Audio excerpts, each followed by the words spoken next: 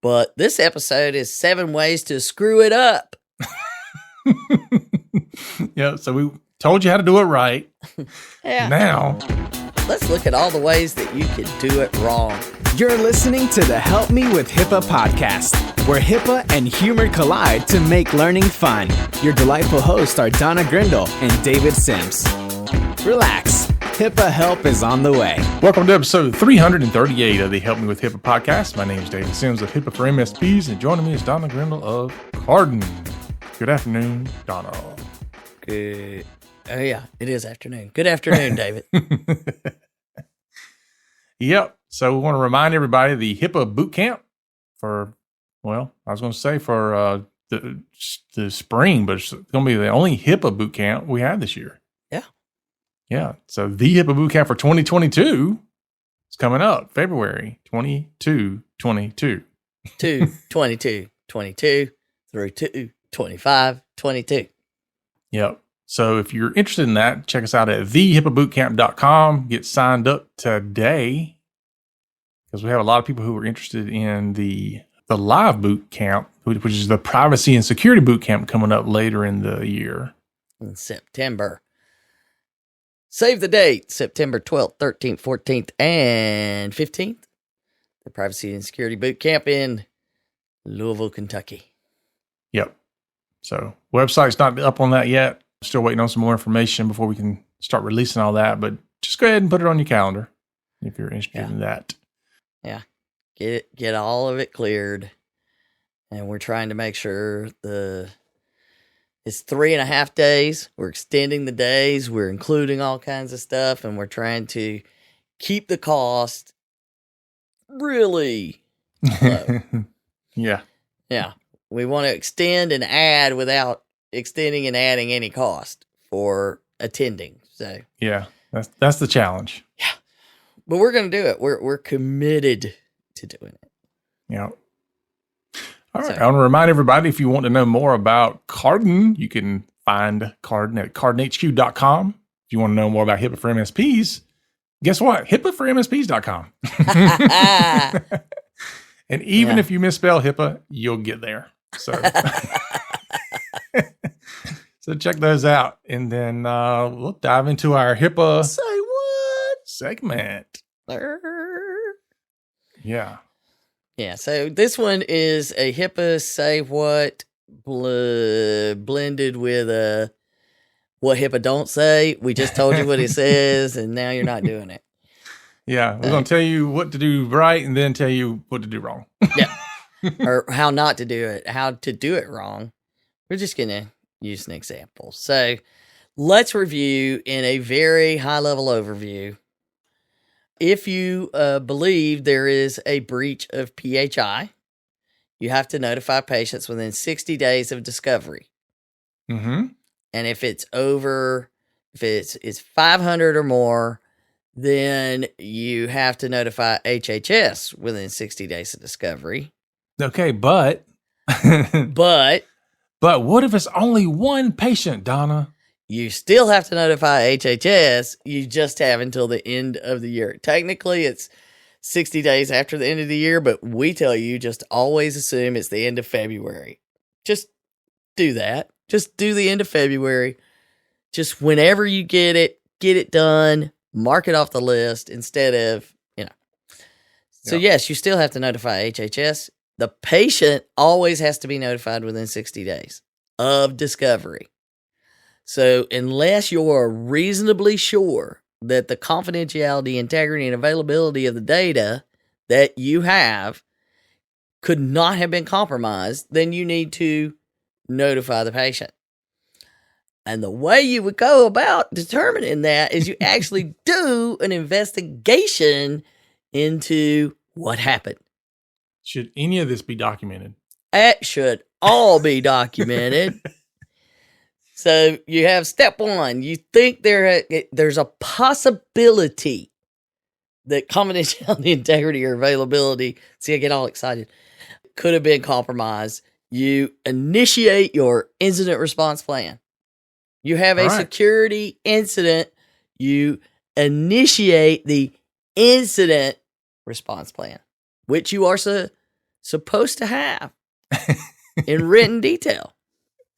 It's funny how many times I have somebody come to me with a similar type scenario, and I'll use, first thing I say was, well, what's in your incident response plan? Because we need to follow that. Whatever you've got in writing, we need to follow it. And because that's how we improve it. We follow it, and then we go back and say, okay, what worked and what didn't work. Mm-hmm. But yeah, there's many times where it's like, what? Well, response plan? Yeah, and the incident response plan is, we're going to tell the privacy or security officer, and they're going to call IT. Mm-hmm. That's the plan. Okay, so not that. That's not what the plan is. That's a whole nother episode. But part of it needs to be that you preserve evidence and begin your investigation simultaneously with mitigation. So I got to stop an attack and preserve the evidence and start my investigation, and all of that kind of all happens at the same time. It's a hair on fire moment. Yeah, it is. Yeah. And this is where most people get it backwards, and they start mitigating. Mm-hmm. And then it's like, okay, now we're back in business. Let's investigate. Yeah. It's like, oh, you've done it backwards. That's not going to work out very well. Or they mitigate and say, we're up and running. Off we go. Yeah. Yeah. Who needs to investigate? We don't need no stinking investigation. Last words of somebody.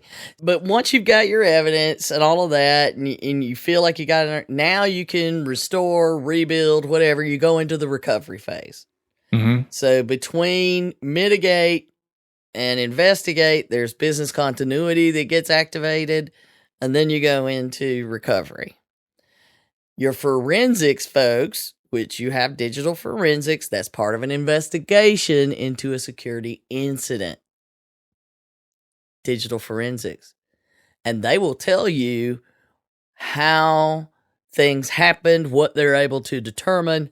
Because you preserve the evidence, they can then do the stuff. This takes, I don't know, 2-3 weeks. I'm going to go with. What? You mean not the next day? No. No. So that's why you gather the evidence and get it off to them as quickly as possible, because it takes time. You're still on the 60-day clock. When did the 60-day clock start, David? When you knew or reasonably should have known there was an incident. Exactly. So pretty much when you initiate your incident response plan, that's the clock starts ticking on the 60 days. So if after you've reviewed all of the evidence, all of the details from forensics, and you've got everybody involved that needs to be involved, you then decide whether or not notifications are required under the law. And you begin the process of notifying patients based on what you learned in your investigation. Mm-hmm. And if those notifications are required, you get the notify the patients, notify HHS, press release, depending on how many patients are involved, and all of that within 60 days of discovery. And once you think, let me tell you right now, this is good information. Once you think that there is going to be potential for notifying patients, go ahead and notify HHS. You can always amend it. You can always change it. But you need to go ahead and get that done, because you may have problems identifying the patients, and you're doing everything you can to get the patients out. Don't wait until the very end to notify HHS. It goes much better for you. So after that, as you mentioned, then you do a complete review of everything that occurred, how you responded, and you make appropriate changes to policies and procedures to prevent it from happening, and your incident response. So, so there you go. There's a very high level evaluation. Mm-hmm. What is it? It's a 30,000 foot view of, Yeah. So I think it pretty much covered it, right? Yeah. So that's seven steps. Mm-hmm. But this episode is 7 ways to screw it up. Yeah, so we told you how to do it right. Yeah. Now, Let's look at all the ways that you could do it wrong. yeah, And we have an actual case example. those are the best. I know. Real world examples. Everybody learns so much better from, we've always said, learn from others' mistakes. Yeah, well, you would hope. Some people just have to do it themselves. I know. They're just determined to experience that failure on their own. I'm just not up for that level of stress. And so this, okay, so there's a lot of different news articles. There's a lot of different takes on this, if you will. I've been studying since I first read it and I went, wait, what? And then I go back and I, of course, then go directly to the announcement from the entity who is making this data breach announcement. And then I go read some more. I'm like, really? So here's what had happened. This is from the Data Security Incident Notice from Bansley and Kiner, who is, they are an accounting firm. So that means they're not a covered entity. Mm-hmm. They are a business associate. They do accounting for health plans and providers, though. So they have a lot of PHI. So way back in 2020, so December 10th, 2020, they the suffered, year that just keeps on giving. I know, right? They suffered a ransomware attack. And that was a period of time where there were ransomware attacks like every single day. We had gotten that warning that healthcare was being targeted for ransomware attacks at the end of October or September, right? October. Yeah, that's the time frame. We also started getting warnings through the IT and MSP community. Yeah. SolarWinds was happening, all that good stuff. Everything was going on then. So lots of that happening. It wasn't like that they were some sort of anomaly.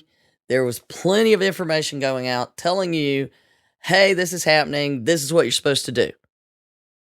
All you had to do was look for it. So, but they didn't do that.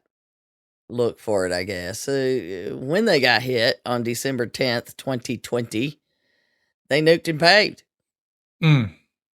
Now, years ago, we did a whole episode on not nuking and paving. Yeah, can't do it. No. Cannot do it. No, because then you cannot do an investigation. Yeah, and this is one of the areas where there's still a lot of IT folks that do not understand this. They don't realize that if you have a ransomware attack, that nuking and paving is not your first option. So to be clear, what does nuke and pave mean? That is the process of typically, erasing all the data on the computer and reinstalling Windows or whatever your operating system of choice is. But yeah, just make it like new. Yeah, which, Windows has made it so easy to nuke and pave nowadays. Used to you had to know some command line stuff, but, now you just go in and you click on restore and it says, do you want to restore all your data or some of your data? Mm-hmm. And you're like, just restore the operating system. Everything else can go. And it basically, it walks you through the nuke and pave process. So it's so easy to do now that it's a problem. Yeah. So first of all, they did not preserve evidence, the things that we talked about.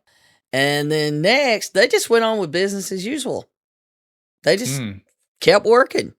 Now, this is an accounting firm in December. It's not like an accounting firm in July where they're kind of laid back. This is December. So they went right back. We don't have time to be down. You can hear it now, right? You hear it. You know what was going on. Don't tell me we need to be down, blah, blah, blah. So they wiped it out. So no preserving of evidence. And nothing to see here, folks. Keep moving. Yeah. Keep moving. Nothing to see. Keep moving. But then they went right on with business as usual with nothing. So all they did was mitigate and recover. So just telling nobody that it happened and you keep working as normal. We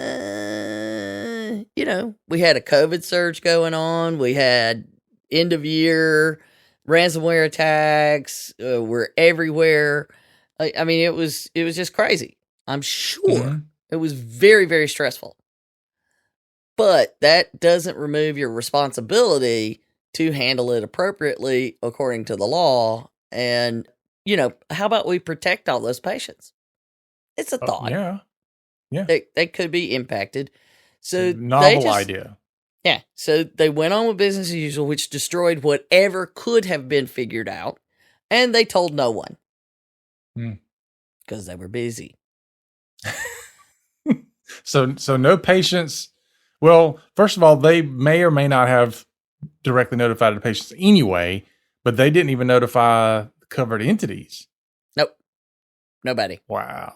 They didn't tell anybody. Oh, shh. It's all better now. We're back to where we were. Wow. Yeah. So they also, when you didn't do an investigation, you also do not evaluate your business practices, your security policies, your technology that caused you to get there. So they made no changes. Which usually means you'll be a victim again. Yeah. Yeah. So you should always, as part of your process is, So then, that's not looking good at all. Well, I'm sure since they didn't tell anybody that nobody found out, right? Uh-huh. So they learned on May 24th, 2021. So, what, like 6 months later? 5 months later? Yeah, 5 months later. Yeah. In that general vicinity, that in fact data had been exfiltrated during that incident. And, okay, so they didn't do their own investigation, so they wouldn't have known that. So how did they come to the knowledge that there was an exfiltration of data? I believe, and I could be wrong, but I believe that the FBI found it, which is also, that getting notified by, and this has happened plenty of times. You do not want to be notified by the FBI that your data is out there. That is not the way to find out. So, they're out there actively searching for this stuff now. The FBI we are aggressively targeting, after all the ransomware attacks and the Colonial Pipeline and the attempts on other things and so on and so forth. The FBI is aggressively targeting the criminals these days. So they are looking for every detail of data and tracking it back to known cases to see if they can match things up. So you get that call. Data has been found. So obviously, when you thought all you needed to do was go back to business as usual, you did not. That would be an improper assumption. And what do we know about assume? Let's don't assume. So they find this out, but they make no effort at this time to notify anybody. No patients, no HHS, nobody, even though they know this is 5 months later. But they do say they hired, at this point, forensics people to do the investigation, but they had nothing to work from because of the previous actions. Exactly. That's what I was just thinking. I'm like, okay, you're investigating a crime scene which was bleached down, vacuumed, and set on fire. Yeah. And then other people moved in. and did, rebuilt things. And, Yeah, they remodeled the entire place. Yeah. And it's been months later, and we want you to come in and investigate the crime scene. Yeah. So I'm sure that they had people who tried to find things. I'm sure we have backups. Well, the backups don't give you what you need for forensics. Forensics don't run off of backups at all. They take and look at individual disk images. It's a very specific process that they go through to create these investigation images on the drives. So, and there are a lot of ways. You can maintain a server in a virtual environment and just spin up a new one, and you still keep the other one. But, there's a lot of things that you can do. They did none of those. Oh, yeah. If it's a desktop, now, I'm not talking about a server, but desktop. Snatch the hard drive out, put a new drive in, and then do your little, Windows recovery reinstallation on it, and then you're good to go. And you still have you've preserved the drive and the evidence, and the crime scene's not destroyed, and you're back in business. Yeah. There's a lot of ways to do this right. Mm-hmm. They did not do any of them. So, as I mentioned, forensics does take a long time. Right? So, not right away. However, they then say that on August 24th, so from May 24th to August 24th, June, July, so 3 months. 3 months. They say it's when they finally learn that the investigation confirmed that the information present on our systems at the time of the incident included names and social security numbers. Huh. Uh-oh. Yeah. Yeah, so that now they know on August 24th that. All right, so now they're going, we've got 60 days from August 24th to notify. Is that what they're saying now? No. They didn't even do that. Because that would say September, October. Yeah, September, October. So by the end of October, right? They notified. No. And not the end of November either. They notified on December 3rd, almost 1 year to the day. It was 1 week short of a full year. That's not good. Yeah. And it came out on a Friday afternoon. Anytime you see that, it's probably a bad one. Because if you've done everything right, you never want it to come out on a Friday afternoon because you don't want phone calls on Monday morning and people to stew about it all weekend. It probably came out Friday at like 5:30. Yeah, right after a holiday, Yeah, I would have sent it out on between Thanksgiving and Christmas. Exactly. We're going to do this. So, ouch. Yeah. So, the 7 things they did wrong, Nuke and Pave, went right back to business as usual. So, any evidence that might not have been destroyed in the Nuke and Pave, which is definitely gone. Yep. Tell no one. Just keep working like normal. Just doing what you do like it never happened. They do 0 investigation, so that means they make no changes. They make 0 changes. They get notified, and they still don't do anything right. They didn't do anything then. They hire investigators and let that go on and didn't notify anybody. And then still didn't notify anybody. So they finally make their notification a year later. That's the 7 ways to screw it up. Yeah, at least 7. Yeah. And so they yeah, I know, right? So do you think if you went to them and you said something about HIPAA, they would say, we've got this covered? Oh, absolutely. If we had asked them on December 9th, 2020, they would say they had it covered. Yeah. If we asked them, they would say they had an incident response plan and they knew what to do. If we asked them on December 15th, 2020, they would have said they're good. I would almost even say if you asked them today, they would say we're good. I would think that at this point, I think they kept trying to figure out a way they didn't have to notify and didn't want to accept that they needed to notify. Because I've seen that in action many times. Were they not aware that they were a business associate until all this happened? There are so many questions.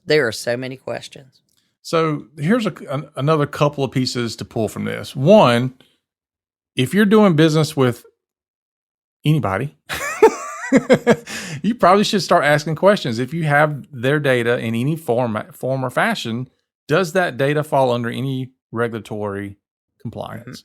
Because it may extend that regulatory compliance to you. Doesn't matter what kind of job you do, it still may touch you. So that would be one. And then the other is, don't assume because you don't tell anybody that it won't get out. Yeah, so I'm sure you see this. I certainly see it where people have said, we're just going to forget about this and move forward. Yeah. Oh, yes. That's history. It's water under the bridge. How can we just keep it from happening again? Let's go for it. Okay. What are we going to do about what just happened? Yeah. Yeah. What the? Yeah. Because, sometimes these things, we talk a lot about the carrot and the stick. Sometimes these things are more like a boomerang. Yeah, that's probably what it's going to be like for these people. Just keep coming back around. All right. So here's the thing, though. So December 3rd, that goes out, their announcement, their notifications, whatever you want to call it. And then December 17th, didn't take long, 2 weeks later, there's an announcement by a law firm. Oh, let me guess. They're getting sued. Yeah. I mean, they didn't notify the state's attorneys. They didn't notify anybody. Wow. It didn't take long for the lawyers to notify them, did it? Notify you getting sued. No. So, wow. So here's the thing. There's a 44-page lawsuit that's been submitted. Wow. Yeah. And you learn even more when you read this. So we read just what they're telling us, and we see all these problems. Well, when you read this, you learn even more. Oh. Because according to what they're saying in this lawsuit, and we don't know for certain that this is true, like 100%. However, when you read it, it does not sound, based on what we already know, that they have told us about it, that this is not the case. Okay? So here's the opening. They believe that the data breach occurred between August 20th and December 1st, 2020. Okay. So ongoing for a period of time. In other words, they set the place on fire as they were leaving. Yeah. So they probably found some old backups where they could see that the infiltration was taking place. In the forensics. They probably kept going backwards trying to find an answer, and it just kept getting worse. And this is what we tell people all the time, is that when you experience a ransomware attack, there's a high likelihood that they've been in there for a long time. Yeah. So they're just pulling the pin or grenade and throwing it in as they leave. Yeah. I mean, there's a process they go through, and a lot of it's automated. First is reconnaissance. They go in, they learn about your systems and what, IP and all this stuff, and send this information back to home base. And then they evaluate that. Command and control centers. Yeah. The CNC, C squared. Yes. But once they get it, then they build scripts so that they can come back in and launch things quickly to pull data. And then they go through that process over a period of time until they feel like they've gotten everything they can. And then they set the place on fire, as you mentioned. That's the way it works. Anyway, 274 100,000 individuals. Ooh. They managed payroll, health insurance, and pension plans. So, yeah, this is, and we don't even know what. Okay, so you got the patients that have some ability to sue. You have the covered entities who may have some ability to sue. The states can do an investigation and come after them. The federal government can do an investigation and come after them. Yep. Wow. Yep. We've got a lot of stuff going on here. So, and they're doing this under state privacy laws. You know, they aren't even making the argument one way or another on HIPAA, as far as I can tell. But so they say the breach took place second half of 2020, and they unreasonably notified state attorneys general and many who were affected by the incident via letter on December 3rd, 2021. Well, that's another great point as well. We always talk about notifying OCR, but in most states, you also have to notify the state's attorneys general. But maybe in all states, I think, actually. Yeah. Well, yeah, a lot of them now. It just there might be a few where you don't have to.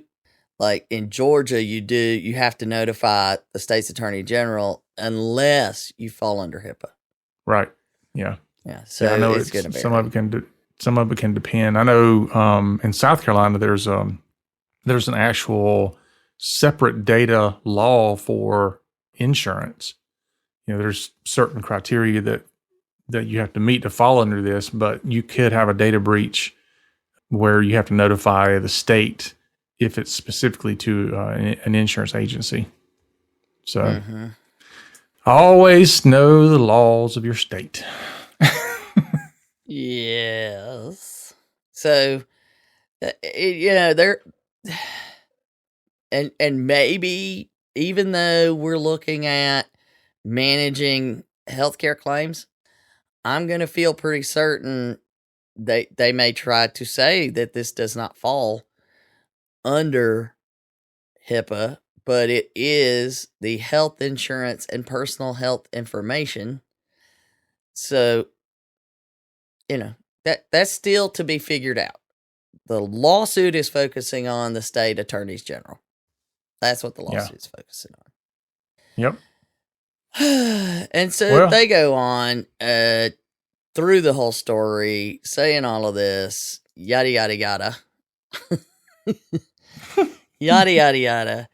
But, it goes into where they say they relayed only that its network had fallen victim to a, quote, unauthorized person, and the incident, quote, resulted in the encryption of certain network systems.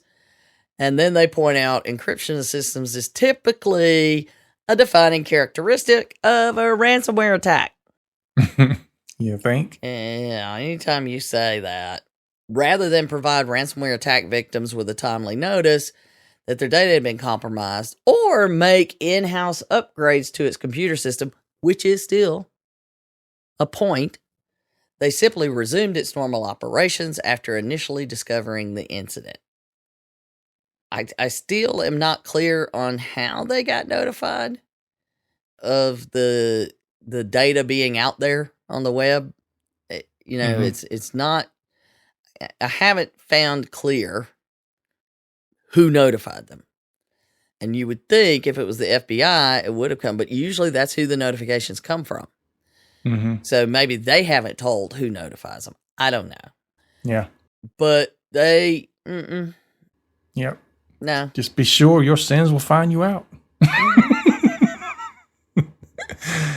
Just notify, just notify. Now, don't be in a rush to notify either. We've talked about that on the previous podcast episode, but definitely notify. If nothing else, at least call somebody, call Carden and say, this thing's happening. I'd like to have you come in and do a little consultation to make sure that we're doing the right thing. And often we would say, your attorney needs to hire us to come in and advise. Yep. I don't want to pay for an attorney. We've actually had people tell us that. I don't want to pay for an attorney. I can either pay you or an attorney, and I need you more because I need to do all of these things. And I'm like, okay, but whatever I find, I will tell the truth. There's no attorney-client privilege. None. I'm going to say this is what we found and this is what we recommended. There's no attorney to filter or decide or any of that. Just so you're clear. Yeah. I am not going to do that. So don't even ask. So there, people are like, do you have to put this in the report? Yes. Yes, I do. Can you change the date? No, I can't. That's when they hold a dollar bill up. Are you sure you can't change the date?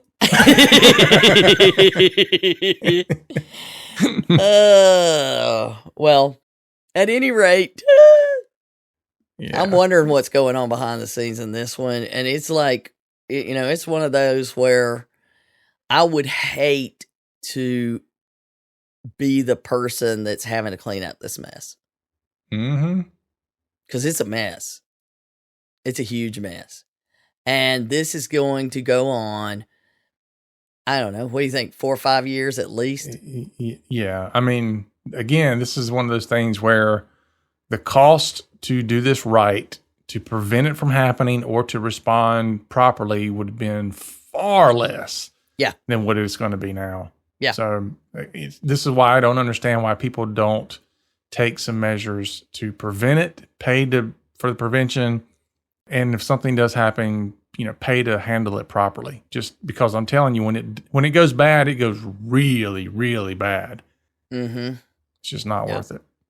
Yep. You and I were just talking earlier about there's the privacy considerations, there's the security considerations, and in either case, when it goes bad, it goes really bad. Mm-hmm. Don't mess around. Figure out now that you don't know what you don't know. That's right. I don't know what I don't know about taking this doorknob off. I'm going to do a little bit later. Yeah, do the right thing so you don't end up being the star of our episode. All right, folks, that's our show for today. Remember to share us out on your favorite social media site and rate us on our podcasting app. We do have an app for that. It helps spread the word. So, matter of fact, the app's got all kind of cool stuff in it. And check out the show notes too. If you're not doing that, go to the website, look at the show notes, and there's links to all kind of other stuff there. So lots of resources. And be sure to check out the HIPAA Bootcamp coming up in February. It's thehipaabootcamp.com. We hope to see you there. And as for Donna and myself, remember, HIPAA is not about compliance. It's about patient care. You've been listening to the Help Me with HIPAA podcast, hosted by Donna Grindle and David Sims.